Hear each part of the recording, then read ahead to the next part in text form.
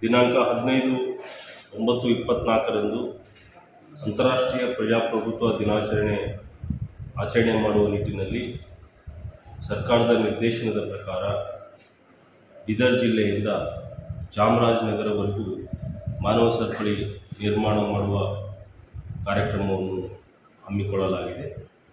ಅದರ ಭಾಗವಾಗಿ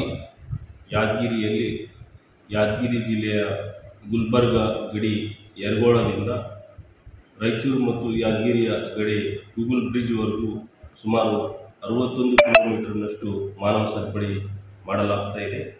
ಇದರ ಮುಖ್ಯ ಉದ್ದೇಶ ಪ್ರಜಾಪ್ರಭುತ್ವದ ಮೌಲ್ಯಗಳನ್ನು ಎತ್ತಿ ಹಿಡಿದು ಪ್ರಜಾಪ್ರಭುತ್ವವನ್ನು ಗಟ್ಟಿಗೊಳಿಸಿ ಪ್ರಜಾಪ್ರಭುತ್ವದ ಮಾದರಿಯನ್ನಾಗಿ ಮಾಡುವ ನಿಟ್ಟಿನಲ್ಲಿ ಆಯೋಜನೆ ಮಾಡಿದಂಥ ಕಾರ್ಯಕ್ರಮ ಆಗಿದೆ.